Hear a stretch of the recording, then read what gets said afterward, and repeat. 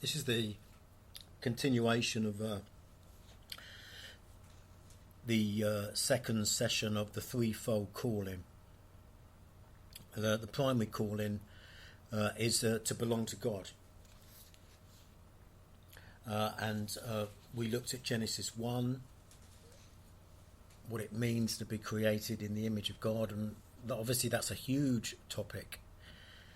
And there is a plethora of books out there, obviously, on that topic. Although I would add that it does seem to be quite neglected in the church. We don't hear much about what it means to have been created in the image of God. What does it mean to be an image bearer, to reflect the glory of God in all creation, to continue the creation mandate? What does that mean? And I think that it's crucial to actually bring back and put on the table and start to discuss what that means again, because if there is, assuming there is a culture-wide identity crisis, that the fundamental issue today, it could be argued, is what does it mean to be human? I mean, when you think of the context of the 20th century, in fact, just before the end of the 19th century, when you know, thinkers, post-Enlightenment thinkers like Nietzsche, Darwin, Marx, Freud, which seemed to lay the foundation for secular humanism, when man tried to get rid of God. And some essential doctrines were attacked in the mid to late 19th century. And then you had those post-Enlightenment thinkers, and then coming into the 20th century, what happens is that we have two world wars in the first half of the 20th century, and man tries to now wipe out man. So from the mid-19th century, in the Enlightenment period, man tries to get rid of God, and the interpretation of reality is from within what is called a closed system. In other words, there's no spiritual realm.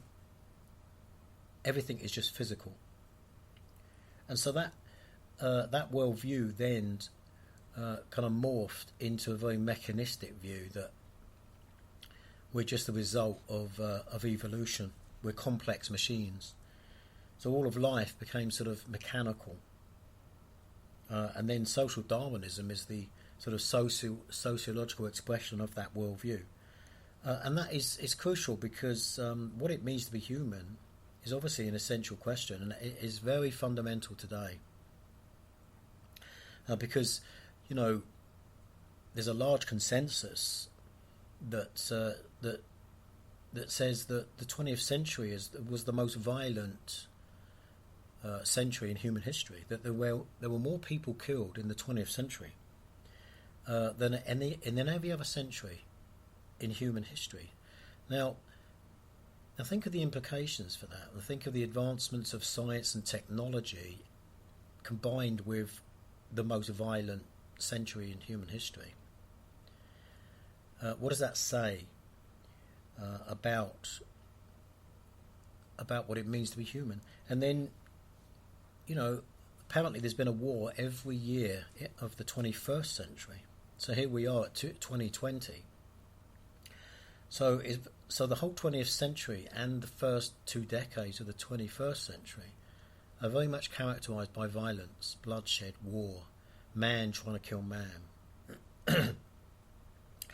And today, in the West anyway, the West seems to be trying to define what it means to be human based on free choice, that you can invent your own identity, especially in relation to sexuality. You can even change your gender. So what it means to be human is a fundamental question and a fundamental issue for the very times in which we live, in the context of what could be argued as a culture-wide identity crisis. So going back to Genesis, before we belonged to God, we were in spiritual darkness and chaos. And we define reality ourselves. So ever since our story began, and what story you're living in determines the way you live your life, the story that we believe that we are living in. So, as I said, from the Enlightenment, the story changed. If the foundations are destroyed, what can the righteous do? Says Psalm 11. It's as if the wicked are mocking the righteous. If the foundations of a whole society are destroyed, then what can you do? What can the righteous do? Well, we have to go back to the foundations, because the foundations are already there. We already have the story. The story begins with being created in the image of God, in the image and likeness of the triune God, a relational, communal God. That's why we're relational to our core.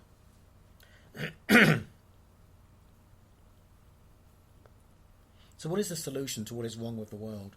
Just as God has brought order out of our chaos, for those who are reconciled to the eternal triune God through the person and the finished work of the Lord Jesus Christ, and what he did on the cross of Calvary, because that is the only way into the presence of a holy God, through his substitutionary atonement. Just as God, going back to the foundation of Genesis, had brought order out of chaos, to belong to him means that we are to do the same for other people. If we are spiritually healthy, we will feel that we have to bring order out of chaos. We will have to bring light wherever there is darkness. This is how we are called to be like God. As we are being refined to reflect who God really is, we need to know how we are called to be like God in certain ways. Obviously, in many ways, we cannot be like God. We cannot create a universe. I mean, you can try, but it's not going to happen. We cannot be everywhere at the same time. So obviously, omniscience, omnipresence, omnipotence, all-powerful. Obviously, we cannot be like God in his transcendent attributes. But we are called to reflect God. So we have to work out how are we called to reflect God in particular ways. So God said to them, be fruitful and multiply and fill the earth and subdue it and have dominion.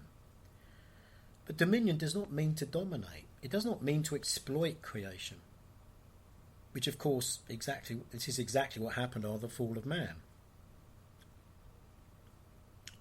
Mankind began to exploit each other, exploit creation. The second phrase, subdue the earth, means to harness the natural world.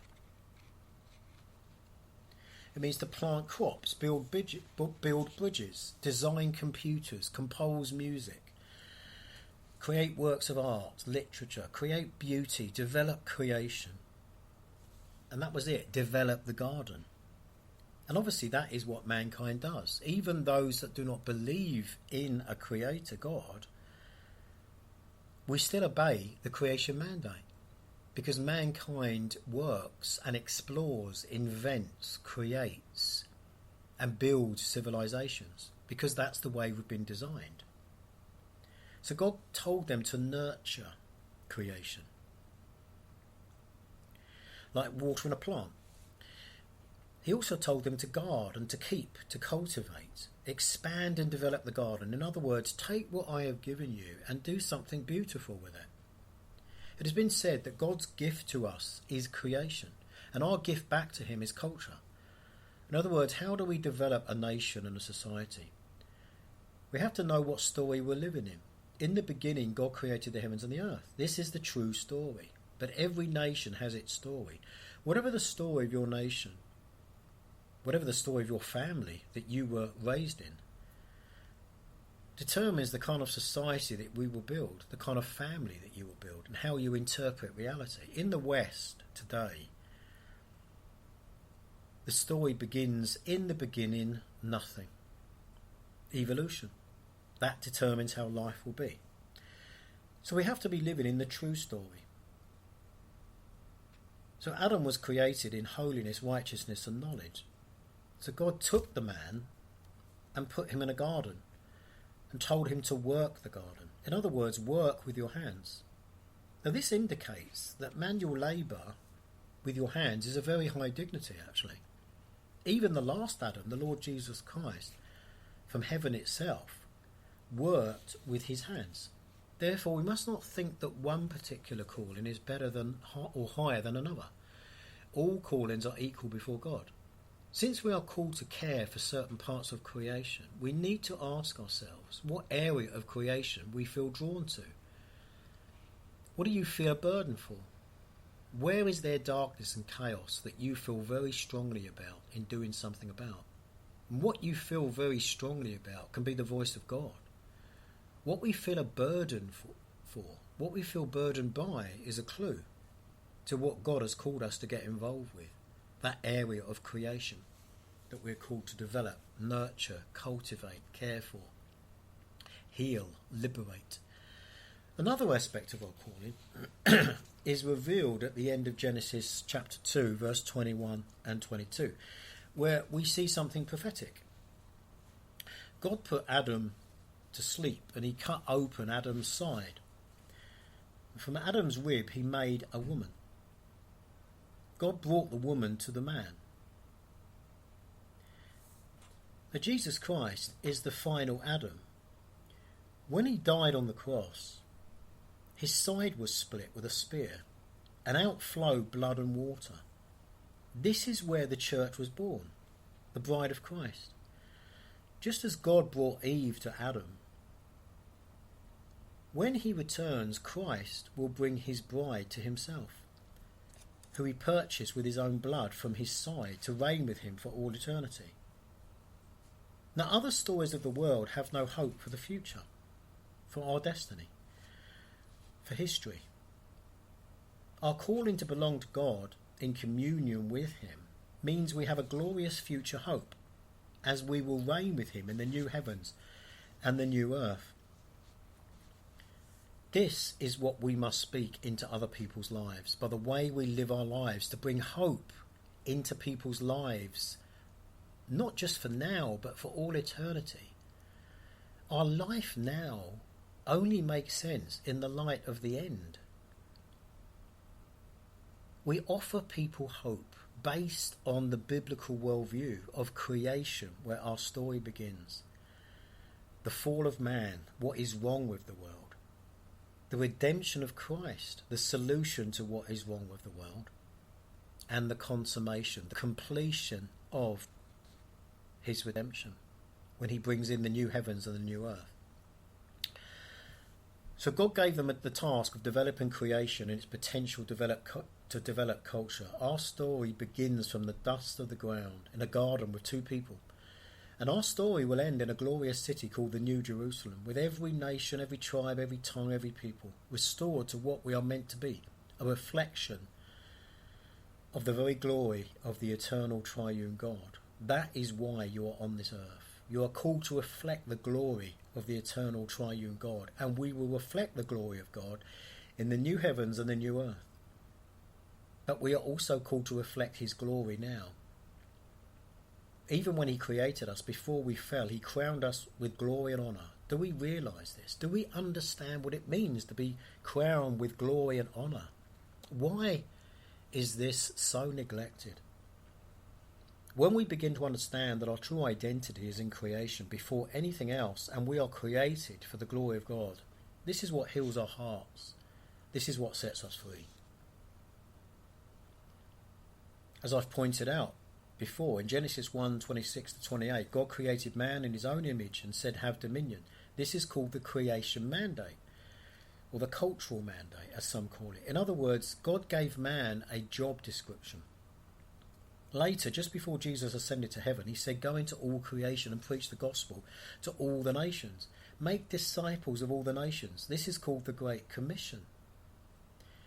We must not separate the creation mandate from the Great Commission. This is a really important point.